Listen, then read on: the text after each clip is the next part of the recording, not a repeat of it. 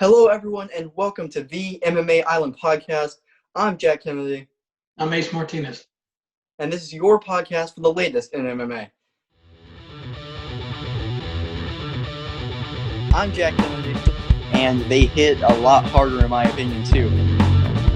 Mace Martinez, that's just my opinion. I could be totally wrong, but I have a feeling that I'm actually pretty right. I'm Marcos Diaz. You can't keep getting opportunities if you get hurt. And this is the MMA Island Podcast. Thank you so much for joining us. This is our first ever podcast on MMA Island TV, on YouTube. Subscribe there, everything.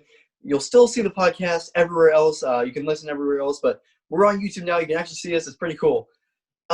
With that, we have a pretty good podcast for you today. We're going to be reviewing UFC 255 and two pieces of news that are pretty closely related.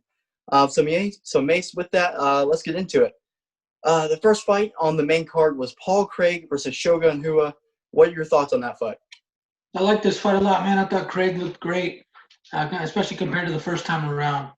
Landed nearly 3 times the amount of strikes as Shogun did. Scored 4 takedowns in just a round and a half. So I think Dana summed it up perfectly when he said that, Shogun really looked like a shell of his former self, which is unfortunate for a legend like that, but it's the truth. And then to see him tap to strikes, I don't think I've ever seen that before, especially from him. So that says a lot about Craig's performance and the improvement he made from the first go-around. He did some nice work in the 7.5 minutes that it lasted. I mean, it was nice, and he had a full camp this time. So obviously that made a big difference. I know the first time around it was he mentioned it was like a 2-week notice deal. So that obviously made a big difference for him.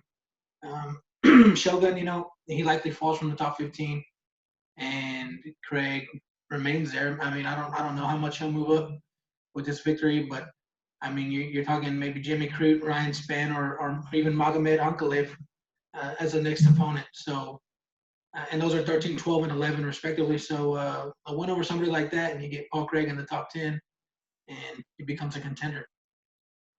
Yeah, absolutely. I think we both had Paul Craig winning this going into it.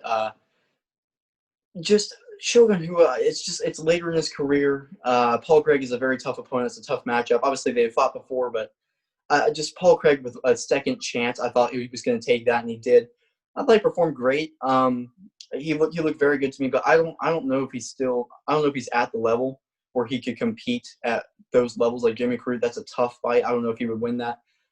He definitely has the capability to. I just don't think he's ready there yet. Obviously, it's always good to have a guy like Shogun on your resume, but at this point in his career, and I think Dana White wants Shogun to retire, which is, you never want to see someone fight past when they should be fighting, and Shogun might be at that point right now. I think he is. I don't know if his chin can take it. He's still, obviously, fight IQ is great and everything. He's been fighting for a long time, but just his chin is not there, and I think that's kind of what showed. Great win for Paul Craig, but he's got a ways to go. But obviously, this is how you do it. And it was a great fight to open up the main card and get us started for sure. Yeah. All right, the next fight was Caitlin Chukagian versus Cynthia Calvillo. What are you thinking on this one? I thought Chukagian looked good. I thought they both looked good. I'm surprised that so much of the fight took place on the feet, which is where I knew that Chukagian would have the advantage, or I figured she would have the advantage. But with that being said, the numbers are pretty close, 69-60, and significant strikes. Obviously, advantage Chukagian. But the judges got it right, in my opinion, I think. I think I'd pick Calvillo by decision in this one. I thought she would be a little bit tougher of a competitor and take care of Chukagian. But, good on her, Chukagian, for getting the W. As far as Calvillo goes, I don't think as far as her ranking goes, I don't think she'll move too much. And then obviously her and Chukagian and all them, they're already both in the top 5, I believe. So I think in order for Chukagian to maybe get another shot at Valentina, she needs to go through Andrade, which was, she's taken out by Andrade in the first round the first time around. So I think she's got to do that. She's got to get that win under her belt and then maybe step in with Valentina again. Yeah. There's no question that Valentina has some worthy contenders up there. Now, whether or not they'll be able to get the job done, that's not likely. But right. she's gonna start fighting these girls over and over again because they've got to have somebody for her. So Yeah. I think for Chukagian to get back, she's got to get with Andrade, and maybe the winner takes her on. Yeah, I actually really like that assessment. That's almost perfect. I would completely agree with that path. She looked great. I had Cynthia Calvillo in this one. I thought she would close the distance. I think we had the same pick by decision. I thought she would, go for the takedown, but credit where credit is due. Chukagian looked great. She was able to keep Cynthia at bay, and then Cynthia Calvillo looked almost a bit too mesmerized for me. She looked like the moment was almost too much for her. She wasn't, because it's a big pay-per-view and everything, and I just feel like she wasn't not necessarily ready. I think she's ready for that level of opponent, but just didn't look in the fight from the start. She wasn't able to land anything. She wasn't really able to change the course of the fight. Really, from the first round to the end of the bell, I had Chukagian, and I think she performed great. She looked great. She looked like a top contender. Yeah. Like you said, whether or not she could beat Shevchenko, that's another story. Yeah. But she's one fight away, and the fight you exactly said, I think that's the next fight for her, and I think she's one fight away from that title shot again, 100%. Yeah, lots of opportunities there for those top 5. Yeah. All right, well, next up was Mike Perry versus Tim Means. This was a crazy one. What are your thoughts on this? And obviously a big win for Means. Perry just, man, obviously wasn't prepared for this fight. It seems to me like, Perry plays around too much. And the fact that he's in unquestionably the highest level of mixed martial arts. You're playing games with weight cutting when you should, you're eating burgers when you should be preparing to make that weight cut, and you're taking bids on who's going to be in your corner. You got your girlfriend in your corner who can't do nothing but hold mitts. She's pregnant, I think. Oh, yeah. Craziness. So I don't like the way that Perry is going. As far as Means goes, I mean, I thought I had Perry winning that fight. I thought he would pull it out, but Means fought better than I figured he would, and was able to get the W. But I feel like a lot of, and I don't want to take credit away from Means because he fought well, but I feel like a lot of it is just Perry's unprofessionalism, I guess is what you would call it. But he's definitely got to make some changes, man. Obviously he's got to get with a team where he has an actual coach and he can take an actual corner with him to fight, and maybe even a new weight class is in his future.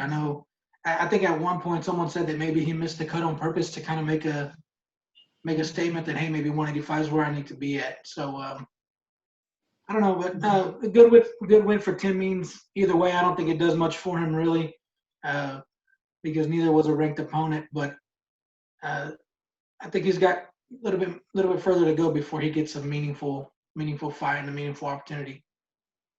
Yeah, absolutely. Mike Perry, in my opinion, just kind of fought this fight like an amateur would. He didn't really prepare. Like, if you're in the UFC, you need to have preparation. You need to be good. You can't have your girlfriend and your best friend in your corner. As fun as that is, that's Mike Perry's style, apparently. So, but eating a burger, eating pizza, just all out eating before a week of having to cut 20 pounds, and then obviously missing weight by 4.5 pounds, almost 5 pounds. I don't care if you're making a statement or not. That's terrible. That's unprofessional. That's wrong, especially against an opponent that's cutting that weight and getting down there and everything. And Tim Means did that. And then I think Mike Perry might have also underestimated Tim Means. He was going in there, like you said, he's playing around. He's just trying to land. The biggest part of this fight, it was a really good fight because they were just throwing. But Tim Means overall just outlanded Mike Perry. He just outlanded him basically 2-1. So neither one got seriously hurt or dropped. And so whenever that happens, you're going to give it to Tim Means, and he definitely won the fight. Just Mike Perry, he just isn't taking it serious enough for me. He's not. He doesn't have it in his head where it's like this is he's not professional enough for me. He's not taking the preparation serious enough. And I think he does need to go up to 185 after missing this weight. That, or he needs to get a better nutritionist to get down to 170. I think he's made 170 almost every other time. Maybe he's missed. I think maybe his UFC debut he missed. But other than that, he's made it every other single time. He might be a little bit short for 185, but he has muscle for 185. So I don't think this is people are calling for Bellator for Mike Perry. Mike Perry's too big of a draw from the UFC to go to Bellator. Yeah. There are some fighters, even if they lose, the UFC is going to hang on to him just because of the name. Mike Perry's one of those. I think he needs to get his head right, and he's a hit or miss right now. On his game, he's actually a very tough fighter. The Mike Perry I saw fight the last time was a very tough and calculated fighter. He seemed to fight very smart. But yeah, he just needs to get it right, and we'll see what happens in this future. As for Tim Means, I don't really think this does anything for him, really. I mean, other than his legacy, because he's fought in the UFC since 2012. Mm-hmm. He's just been around there. He's a tough fight for anybody, but he never really takes it to the next level. I believe Mike Perry, in my opinion, is his biggest win so far in his career. So it's more of a legacy thing for him. So it's like he won, and he's like, oh, you know what? I beat Mike Perry, and I think that's good for him. I'm happy for him. You know, he's been around for a long time and everything. But as for the rankings, this doesn't change anything. You know, it's not like this is some big thing. For me, this is all around Mike Perry. He was absolutely supposed to win this fight. So where does he go from here? That's my biggest takeaway from this. Yeah, I think 170 is where he belongs. I really don't think he does too well at 185. But if he can get serious and like we both mentioned, get serious with the nutrition and a team around him. I mean, you've seen guys make huge improvements. He's got to join a team. I mean, you've seen guys switch teams and make improvements. You know what I mean? Like Brian Ortega most recently, just totally different fighter with a new team. So Alexander Hernandez, the same deal. So he's got to do something, but he needs to make the most out of this opportunity because there's a lot of guys that want what he's got, and he's just kind of, I don't know, just disrespecting it a little bit. Yeah, absolutely. Completely agree. Well, on to the next fight. Someone that does not take their job lightly, Valentina Shevchenko fought against Jennifer Maia, won by a decision. What are your thoughts on Valentina's win? So, great win, obviously, for Valentina. It's what we expected. But first of all, I'll be the first to say that I didn't give Jennifer Maia any kind of credit. I know when we spoke last week, I was like, I don't even know why she's – right. I mean, other than Calderwood, I mean, I'm like, what else has she done? Like, why does she deserve a title shot? So I take that back. Because she fought very well. I mean, she lasted in there. As far as, you know, Valentina goes, I mean, she did what I thought she would do. She won every round except one, I believe. But on the feet and in the striking aspect, you could tell that there's a class difference. But just as Maia's durability was, you know, kept her in there and actually gave Valentina some work, you know, some things to look at, and she got to showcase, you know, the striking as far as Valentina goes. But Jennifer put up as good of a fight as she probably could have. I didn't see it going the full 25 minutes. That was just insane to me. But so props to her on that. But there was still a level of class between the two, and that was evident the further on it got into the fight. Big win for Valentina. Obviously, she remains a champion, and she's going to have contenders flying at her from wherever. As far as Maia goes, I think she fought well enough to remain in the top 5. I think she was 3 on Saturday, so I think she maybe remains in the top 5. But like we mentioned earlier, when talking about Chikagi and Calvillo, that division is stacked with lots of contenders. Now, if any of them can get the job done, I'm not sure. But, you know, Shevchenko might just retire undefeated. But just props to Maia. More than anything, she fought really well, a lot better than I thought she would. So good on her. But it was a great night for the Shevchenko sisters. Yeah, absolutely. I wasn't sure. Just like you said, I didn't give Maia any credit at all. So first off, credit to Jennifer Maia, hung with the best in that division by far, and she won a round. A lot of people are freaking out. I saw on social media a lot of people are freaking out like, oh, Shevchenko lost a round, you know, and everybody was talking about it. And for me, that just shows how great she is that she lost one round to someone that she was going to Jennifer Maia's game. She won the fight basically by taking down Jennifer Maia, which is Jennifer Maia's game. So she was doing that. She was testing herself and playing into Jennifer Maia's game and still won the fight. The fact that she lost one round playing into her game and everything, I think just shows how on a different level she is and how incredible she is, and how great it is. Yeah, but again, Jennifer Maia, even to win a round, I don't remember who the last person is who won. Maybe Amanda Nunes, whenever they fought, it's the last person, which was like 2.5 years ago. Yeah. So that's an incredible feat. No one at that division flyweight has done that against Valentina Shevchenko. So credit where credit is due. I still don't see anybody beating Valentina Shevchenko. Still just on another level. I would honestly be down. I would still be down to see Amanda Nunes Valentina Shevchenko 3. I think that's really the only competitive fight you can make right there. Unless, you know what, I would also be interested to see if Zhang Weili racks up a couple wins. If she wants to move up and fight Valentina, because that would be a fresh fight too. Right. And I would actually favor Valentina in that fight just because of the size difference and overall game. But that would be another fantastic female fight. But really, as far as that division goes, like you said, great contenders. Like we saw the Calvillo Chukagian fight. Some great contenders there, but they might start to double up, just like Holly Holm and Amanda Nunes. Like there's so many contenders in those divisions that have just been circling around now because Amanda Nunes has cleaned them out. That, I think, there's a good solid maybe 3 or 4. But if Valentina Shevchenko keeps fighting like she's fighting, and the frequency she's fighting too, that's going to run out pretty quickly. So I do think we could see Amanda Nunes Shevchenko in the future, or Weili versus Shevchenko in the future, which I would be down for. That would be exciting, 100%. Yeah, I like the Whaley idea. That's a pretty good. That'd be a good fight to make. I don't really see any. I mean, Joanna hung with Whaley. I think that was a great fight when they fought. Yes, that was such a good fight. I think the decision was correct.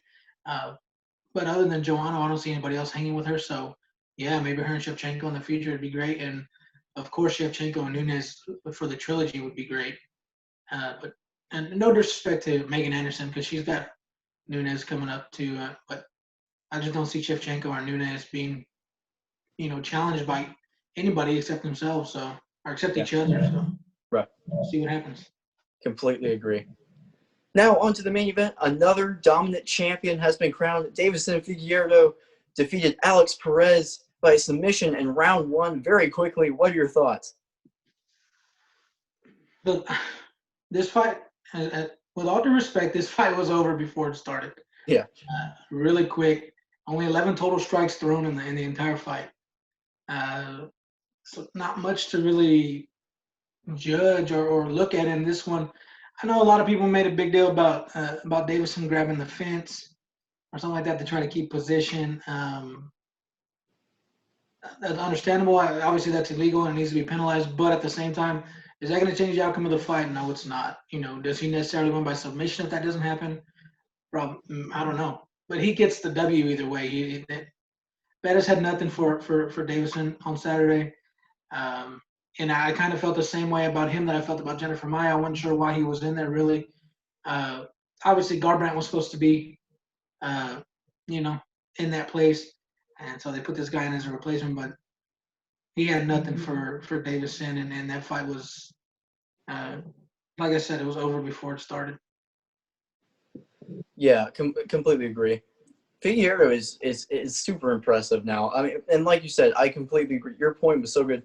The fight was over before it even started. You can see them whenever they lined up in the octagon, just the size of Figueiredo, just the way he was looking. No disrespect to Alex Perez. He's going to be a contender. He's done great in the UFC so far. Mm-hmm. I don't see very many people even challenging Deiveson Figueiredo. I really wish the UFC hadn't got rid of Demetrius Johnson because that would have been such a good matchup. The power versus Demetrius Johnson's fight IQ and everything, that would have been such a good fight.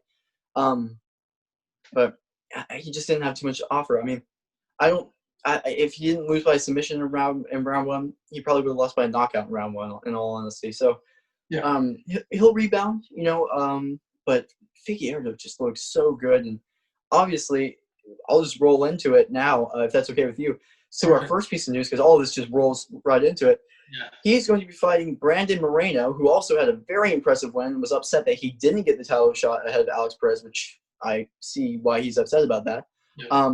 They're UFC 256, the headliner, which is the next piece of news. We'll talk about that later. It's all connected, everybody. So UFC 256, now he's going from UFC 255 to the next pay-per-view in next month. He's going to be fighting Brandon Moreno, headlining that again. What are you thinking about this one? I think it was a fight to make. The only thing now is it looks like Cody Garbrandt's on the outside looking in again. but I think Moreno deserves this shot at Davison. I think props to both of them for jumping right in it and taking it on at 256. You know, I don't think Moreno gets the job done.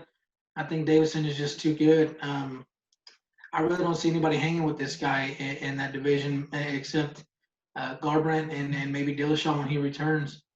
But I got Davison in that one as well. It's the fight to make it. He deserves that shot. He probably deserved it before Perez got it. Like you mentioned, but the outcome will be the same. I think that Davison will get that W by stoppage. Yeah, absolutely. Brandon Moreno, this is amazing that they're booking a pay-per-view. These guys both just fought on the last pay-per-view, and they're booking the main event again. It's amazing. Really, it's okay to do, though. They're both in fighting shape. They both took almost no damage in their fights at all, and they both won very quickly. So their cardio is still good. They're in shape. They're going to have to rebound diet, which will be tough, but they have time to do it. So I absolutely the fight to make, and I'm happy for Brandon Moreno as well, because I did think he got a bit of a raw deal with Alex Perez going ahead, especially since he was already fighting on the same card anyways, that they didn't just bump him up. But It's great. I just like you said, I don't know. Brandon Moreno is very tough, but I just power-wise, Figueroa just has a whole nother level. Moreno's striking is great, but Figueroa, I think he just has way too much power. I think he's a little bit quicker, and if it goes to the ground, I think he has better submissions as well. So I have Figueroa right here early as well. You never know. I think it'll be a better fight. I think he'll put up a better fight than Perez did. But absolutely, I'm just credit to both guys for stepping in. And right now, I think Figueroa becomes the first or modern era UFC quickest champion to win 2 times in a row. So that's what I'm thinking. Yeah, I know Davison likes to go home as soon as he gets done, wraps up a main event. And obviously, he's got to stay in the States now, I think, if he's going to turn around this quickly. I don't think that the UFC is going to allow him to go home. So, he's going to make some money. And in my opinion, he's going to defend that belt twice in 2 months. So, that's good on him. Yeah, if he does that, he might win Fighter of the Year. I would say the only person that really could contend that, maybe there's a couple. There's been a lot, but maybe if Chimaev wins against Leon Edwards in December, maybe he wins that. But defending your belt 2 times that quickly, winning twice basically for a championship because he beat Benavidez twice, and then defending your belt back-to-back, that might be enough to seal that award. We'll see, though. Yeah. All right, so rolling into the next piece of news. So Petr Yan versus Aljamain Sterling was supposed to headline UFC 256, but that fight has been postponed until February. This is why I put this after, because it's a huge fight, obviously, massive fight with big implications for 135, which is becoming a very stacked division. What are you thinking about this fight, and especially now that it's been postponed further for these guys? Yeah, I mean, it's only, like you said, it's going to happen in February. This is the reason we're getting Davison and Moreno next month. I kind of feel bad for Aljo. I feel like Sterling is just having to keep waiting for his shot. I think he deserves it. Obviously, he's the number 1 contender. With that being said, I think Yan gets the job done. I mean, I just think he's a well-rounded champion. Obviously what he did to Aldo, and I think he'll do the same to Aljamain, really. But I don't know. I kind of saw earlier where someone said, and I think it was with MMA Island actually, where they're seeing the Dillashaw's coming back, and now this fight's being pushed back. So if we think that they would maybe skip Sterling and throw Dillashaw in there versus Yan, I'm not sure that's the case. I know Yan says it's personal reasons or undisclosed reasons right now. I know I read something about maybe possible visa issues. I don't think that's been confirmed one way or another. But I don't think that the UFC would do that. But they have done stuff like that in the past. So it's worth mentioning. But I think this fight happens as it's scheduled in February, like you said, and I think Yan gets the W. Yeah, how mean would that be to Aljamain Sterling? He's been waiting for the shot for so long. He's fought extra contenders that he hasn't had to get this shot. And then if TJ Dillashaw comes back to give him the immediate shot before Aljamain Sterling, I think that would be criminal. But that being said, I think this is a great fight. I think this fight's going to be bananas with their styles and everything, just how tough Petr Yan is, and Aljo, amazing fighter as well. I am not too sure. Petr Yan is such a tough fighter, but I'm actually leaning towards Aljamain Sterling right now. I love, obviously, Matt Serra coaching him and everything, and his style. He's a very big 135er, great jiu-jitsu, and he, again, is coming from one of the best camps in MMA. So they're going to prepare very, very well for this fight. I don't know. He's been on a very long win streak as well. So I'm leaning towards Aljamain Sterling for this fight. I just can't wait for it. It's a little bit disappointing we won't get to see it for 256 because, that'd be fun to see a flyweight then bantamweight title fight right there. But nonetheless, it's going to be a great fight. I'm sure whenever they end up fighting it, the card's going to be good. You know what would be interesting? Dillashaw is coming back. Garbrandt wants to fight at 125. But is that going to happen right now? We don't know with everything that's going on in that division, especially with them booking this fight. So he's not really – and if he does drop down to 125, he's going to want the title shot. With Dillashaw coming back, both of those wins against Cody Garbrandt are basically not really counting for anything because he was on performance-enhancing drugs. I wonder if Cody Garbrandt wants that fight back and says, fight me now whenever you're clean, I'm clean, and we can actually fight for real. I don't know. I'm just throwing that out there. I don't know if that'll happen because with where Cody Garbrandt's head's at, but this is definitely the bantamweight fight to make. And I truly believe this is going to be a great fight in February. So looking forward to it, and I'm leaning Aljamain Sterling right now. Yeah, I made on a couple of your points. I think Sterling is on a 5-fight win streak. So I think his last loss was against Marlon Moraes. So yes. Other than that, I mean, like I said, last 5 he's been good to go. So definitely worthy of the shot that he's going to get. As far as Dillashaw and Garbrandt goes, I don't think that Dillashaw needed to do what he did. Obviously, he did it to gain an advantage, and it was stupid, and he should have never done it. I think he tarnished a lot of his legacy. And obviously, people will question the outcomes of the Dillashaw and Garbrandt fight. I don't think that changes the outcome, really. I mean, even if he's not on that, I think he's just a better all-around fighter than Dillashaw. Than Garbrandt. I just think he's more well-rounded, and he's got, the cleaner striking. Dillashaw can strike. He can throw hands. I just think Garbrandt can throw hands. I just think Dillashaw's a little bit better on the feet and, the footwork and all that. I just think he's all around he's better. So I don't think the EPO really, whether he's on or not, changes the outcome. But I don't see them, at least not right away, matching up and trying to do something. But who knows? Yeah, where I was coming with that is more just from Garbrandt's perspective for him wanting to get that fight back, because I think that fight messed him up. I think the reason he lost was because he lost that fight. And then whenever he figured out that he was on performance-enhancing drugs, he won against Assunção. So I think he might want that back. I don't think he'll book it right away. I'm just saying that's just where my mind's kind of going right now, because because Garbrandt probably wants to fight soon, but with everything going on, I don't know when he'll get the chance. But that's just where I was at with that. Well, Cody's chin is kind of suspect. Who knocked him out after Dillashaw did? Wasn't he knocked out before? Pedro Munoz. Right, there you go. And he didn't do anything after that. I think the fighting style is maybe what's costing Garbrandt. I mean, he obviously can't take those shots, and he likes to sit in there and bang with these guys. And more times than not, he's the one getting caught and getting put out. And obviously, he had that nice knockout his last go around. But who knows? We'll see what happens. Yeah, we'll see what happens. Well, I think that's about it for this podcast.